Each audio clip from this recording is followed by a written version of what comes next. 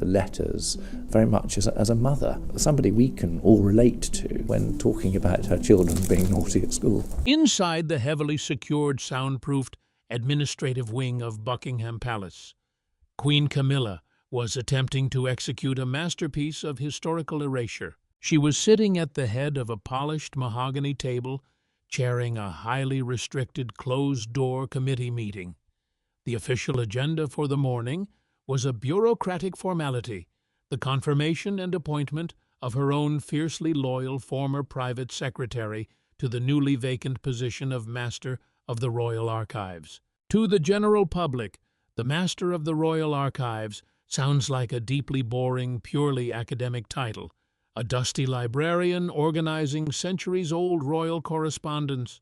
But inside the ruthless, invisible machinery of the British monarchy, the Master of the Archives holds a terrifying, almost unchecked constitutional power.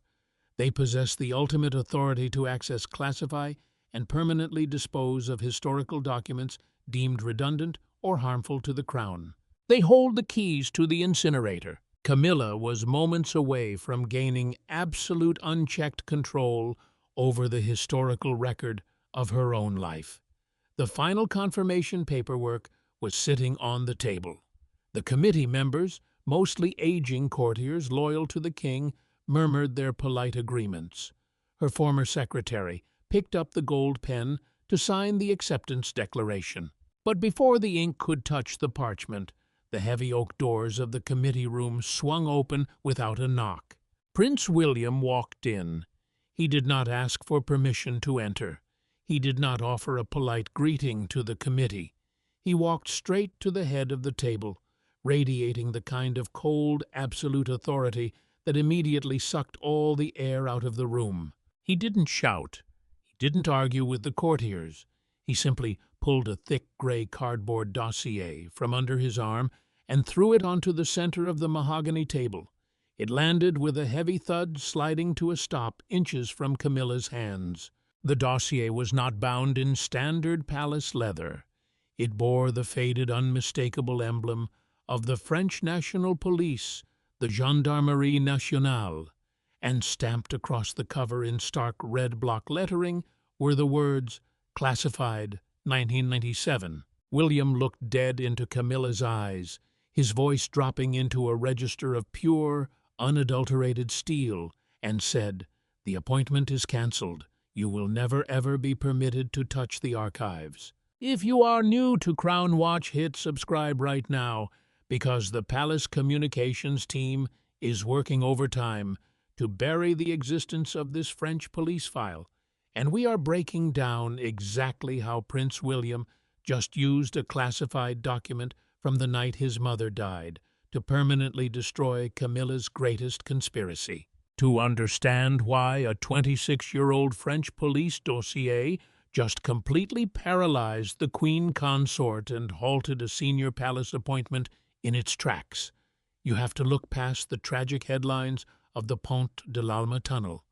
You have to understand the deeply sinister, highly classified operation that took place in the shadows of Paris while the rest of the world was mourning the crash. When the news of Princess Diana's catastrophic car crash broke, the global media immediately descended upon the hospital and the wreckage in the tunnel.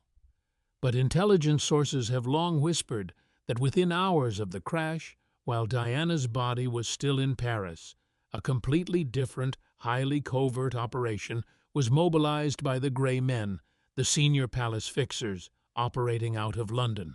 A covert cleanup team was allegedly dispatched with desperate urgency to Diana's private Paris apartment. Their objective was not to collect her clothing or secure her valuables.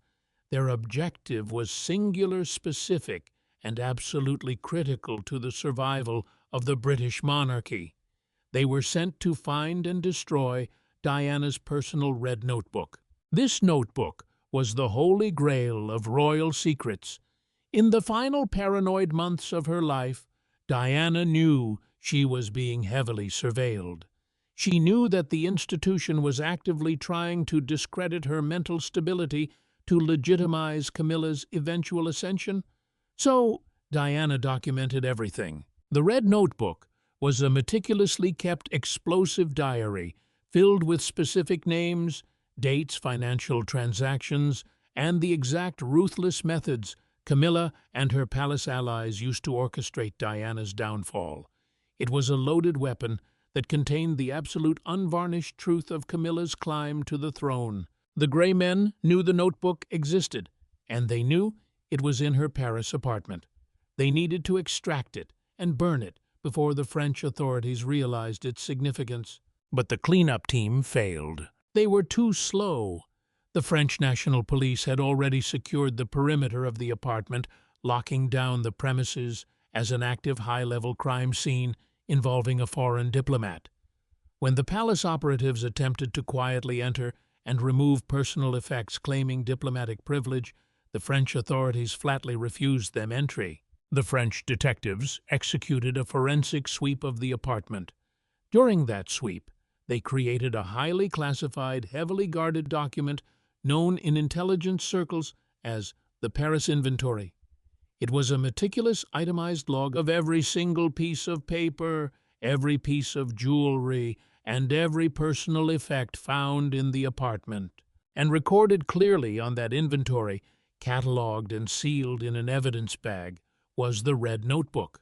For over 2 decades, the British Crown engaged in a relentless, behind-the-scenes diplomatic war to try and seize that notebook from the French government. They used diplomatic pressure, legal threats, and state-level negotiations, desperate to bring the notebook back to British soil and lock it in the subterranean vaults of the Royal Archives, where it could be quietly and permanently destroyed under the guise of national security. And Camilla thought she was finally about to get the keys to that vault. Camilla has spent 20 years and tens of millions of pounds on highly aggressive PR campaigns, attempting to rewrite her role in history. She has desperately tried to wash the blood from her hands. She wants the British public and the world to believe that she is the dutiful, patient, long-suffering queen consort who simply loved a prince. By pushing through the appointment of her own fiercely loyal former private secretary as the new master of the archives, she was securing the ultimate inside man. But Camilla is not a fool. She knows that as long as Diana's Red Notebook exists somewhere in the world, her entire royal existence is built on a foundation of sand. It is a ticking time bomb that contains the undeniable proof of her cruelty, her manipulation, and her ruthless destruction of a young, vulnerable princess. The plan was devastatingly simple. Once her man was confirmed, Camilla had allegedly instructed him to issue a highly technical, seemingly innocuous administrative directive. He was to order a routine purge of redundant, unclassified personal documents from the 1990s in order to modernize storage space. It was a flawless, deniable cover story for an institutional cover-up.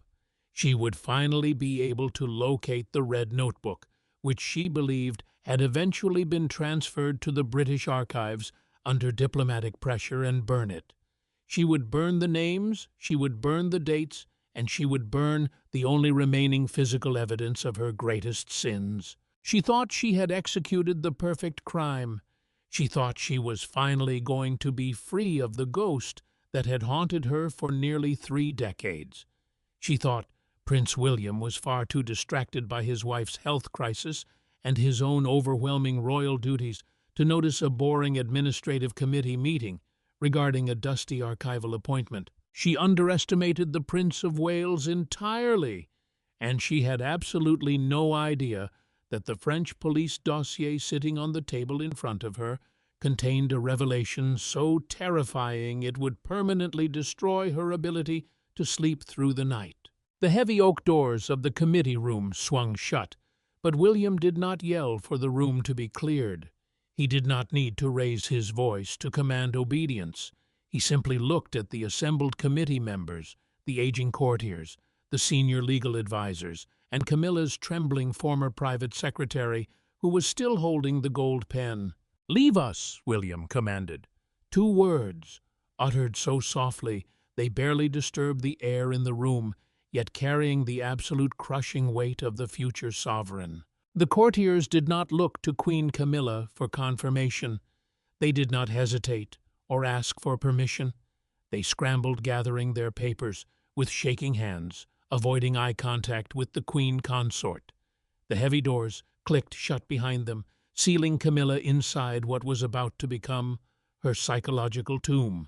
Taking advantage of King Charles's recent health crisis, a period where the king is physically exhausted, emotionally drained, and desperate to avoid any domestic conflict, Camilla orchestrated a masterclass in bureaucratic deceit. She knew that she could not just walk into the royal archives and start burning boxes. She needed to control the person who controlled the incinerator. Alone in the vast, silent room, Camilla tried desperately to maintain the regal composure she had spent 2 decades and millions of pounds perfecting. She straightened her spine, adjusted her silk collar, and attempted to project the unassailable authority of a reigning queen dealing with an insubordinate stepson. "This is highly inappropriate, William," she said, her voice tight, trying to mask the unmistakable tremor in her throat. "This appointment is a simple matter of administrative housekeeping. The archives are overflowing with redundant paperwork. We are simply modernizing the storage protocols for the benefit of the crown." William did not argue. He did not engage with her desperate, transparent lie. He slowly, deliberately flipped open the heavy cardboard cover of the French police dossier. He turned past the title page, smoothing the heavy watermarked paper flat against the polished mahogany table. "Administrative housekeeping." William repeated the words, tasting like ash in the quiet room. "Is that what we are calling the incineration of evidence now?" He slowly pushed the open dossier across the table. It slid smoothly over the wood, coming to a stop directly in front of Camilla's hands. William tapped his index finger against a specific line of text. "Page 3, item number 14. Camilla looked down.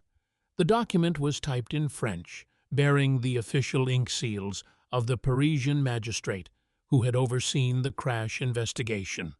Her eyes scanned the translated English text provided in the margins by British intelligence, and as she read the words, the blood instantly completely vanished from her face.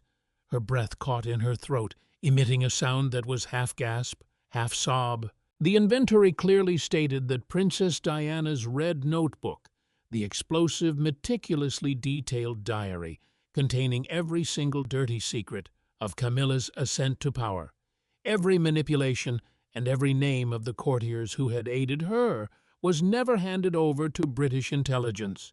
It was never surrendered to the MI6 operatives who had swarmed Paris.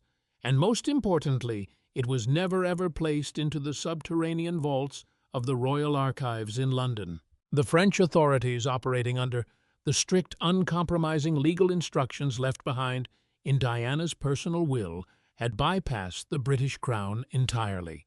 A senior French magistrate had ruled that the notebook was not a state secret. It was the private property of a mother intended exclusively for her son. The French police, deeply suspicious of the British intelligence operatives crawling around the city, had secured the notebook in a diplomatic vault under their own jurisdiction. The document on the table proved, with undeniable ironclad legal certainty, that the red notebook was handed directly to Prince William in person on the exact day of his 18th birthday in the year 2000. Camilla sat frozen in her high-backed chair, her heart hammering wildly against her ribs, her mind spinning into a state of absolute existential panic. The realization of what this meant crashed over her with the force of a physical blow. The notebook wasn't in the archives. It had never been in the archives. For over 2 decades, Camilla and the Grey Men had been hunting a ghost. They had spent years trying to infiltrate the storage rooms of Buckingham Palace, to burn a document that wasn't even there. And worse, infinitely worse, was the realization of who actually held the weapon. William leaned forward, resting both hands on the table, closing the physical distance between them. His eyes were entirely devoid of emotion, operating with the terrifying, cold-blooded discipline of an intelligence officer who had just cornered a hostile, highly dangerous asset. "What exactly were you planning to burn in the archives?" William asked, his voice so quiet, so perfectly controlled, it made the hairs on the back of Camilla's neck stand up. "The original has been locked inside my personal biometric safe at Adelaide Cottage for 23 years. I have read every page. I have memorized every entry. I know every single name of every courtier who helped you. I know every date of every secret meeting you held while my mother was suffering. I know the financial transactions. I know exactly what you did." Camilla could not speak. Her throat was completely closed. She gripped the edges of the mahogany table just to keep herself from physically collapsing out of her chair. The administrative defeat, the loss of the archive appointment, and the failure of her scheme was nothing compared to the sheer, unadulterated psychological torture that Camilla was now being forced to endure. As William looked down at her, a horrifying, suffocating realization paralyzed her mind. For 23 years, he had known everything. Every time, William had politely kissed her cheek for the flashing cameras at a royal wedding.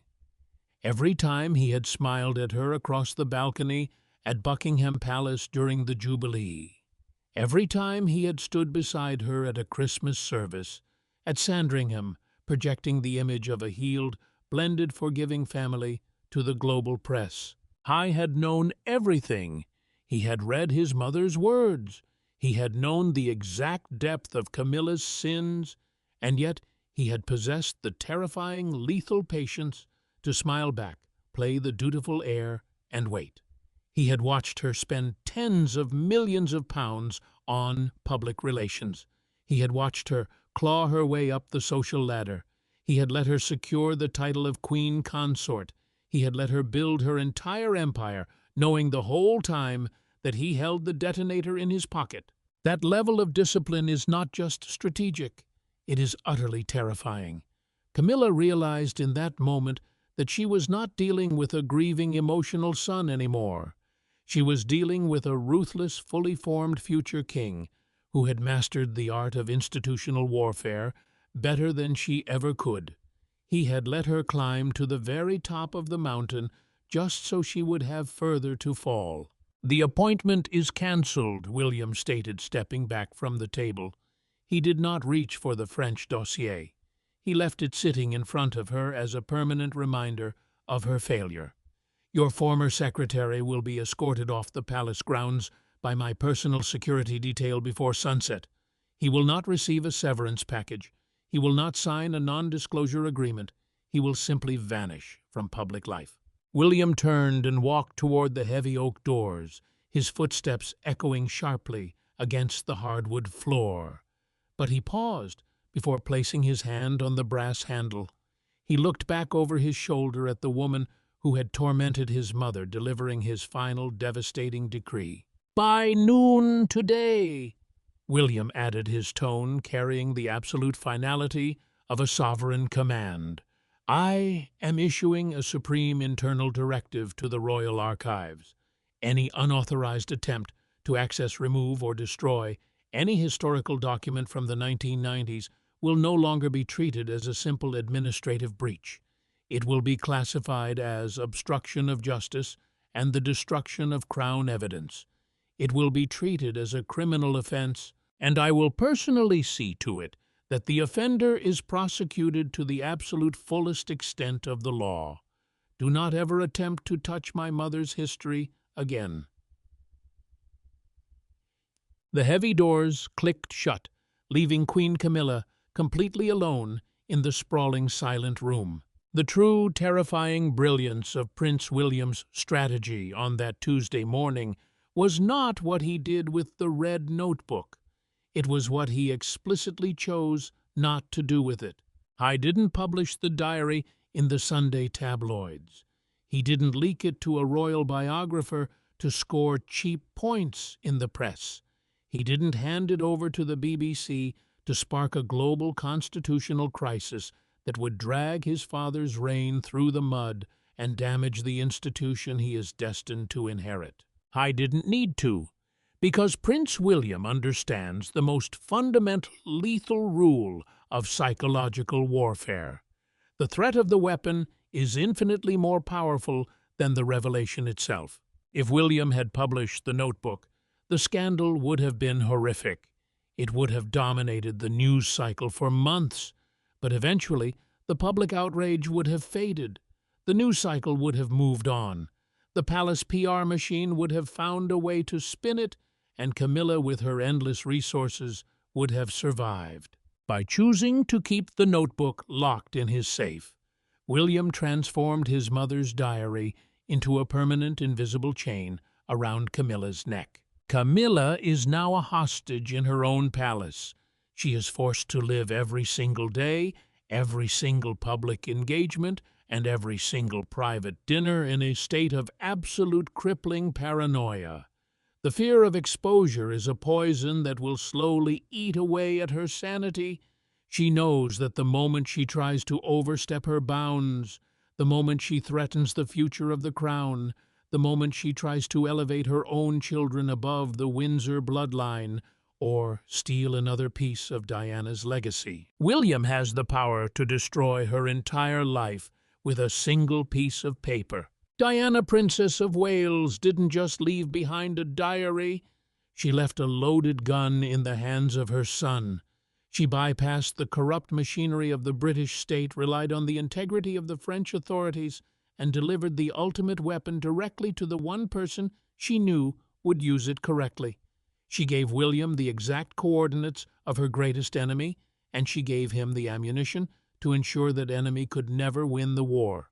Queen Camilla may wear the crown upon her head.